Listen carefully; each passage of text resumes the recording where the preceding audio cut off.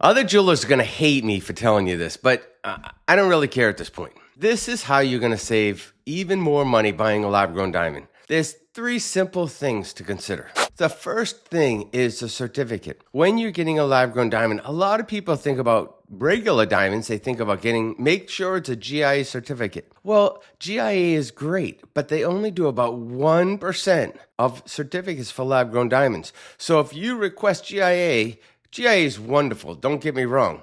But if you request GIA, you're limited to only 1% of all the lab-grown diamonds. So what happens is they raise the price. The other really good company that does certificates is IGI. There are a lot of crappy certificate companies out there. Oh, we have our own certificate.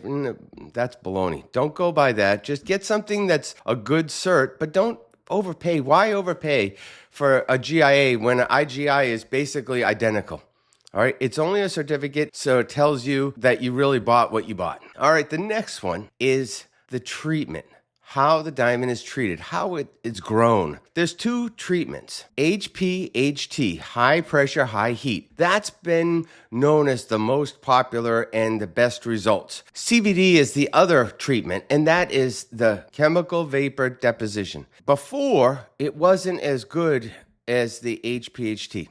Now, with the newer technology, they are virtually identical. But people know about HPHT, so they say, that's the diamond I want. Trust me, if you get that, CVD grows the lab-grown diamonds faster, so there's more CVDs available, so there's more in the market. And when you're looking, you want to get 3, 4, 5 different diamonds to make sure you're getting one that really pops and really sparkles. But if you got a CVD diamond, which is what I got for my wife at Christmas, if you get that, then you're going to save money because there's more available to you. So now put the two together. You get an IGI cert and a CVD diamond, and you're going to save, literally, you could save thousands of dollars off of a, say, GIA that is an HPHT. So don't focus on the treatment. Don't focus on the cert. Do focus on this last thing. And that last thing is that it's laser engraved. The diamond needs to be laser engraved so that you know it's truly a lab-grown diamond. There are a lot of scams out there going on right now that they're not lab-grown diamonds at all, or they're special kinds of lab-grown bull crap. You've got to be very careful that you make sure that you truly are getting a lab-grown diamond. A lab-grown diamond is, to the naked eye, to my jeweler's eye, 40 years in business, 40 years as a jeweler, I cannot tell the difference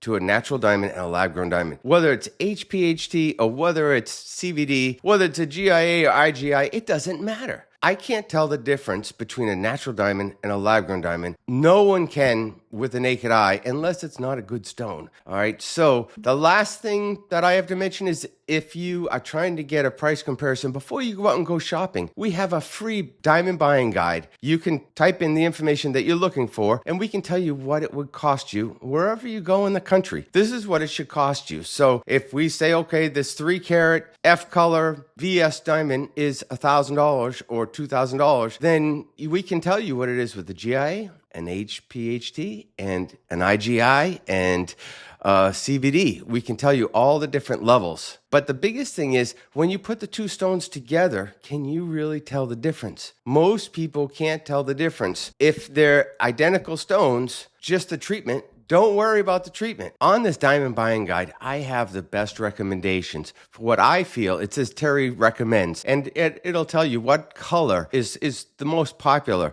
You want to get it as white as possible, but you don't have to get a D color. You can get an E or an F, which is really, really nice and white, and save yourself some money from getting a D. Or you can get a VS quality, which stands for very slight, instead of a VVS. VVS stands for very, very slight. You can't see any of it without a microscope. So unless you're going to buy a diamond and buy a microscope, then you're never going to see anything, and it looks great. The goal should be that you see the diamond as she's walking from across the street and you go, oh my God, look at her ring. That's what you want.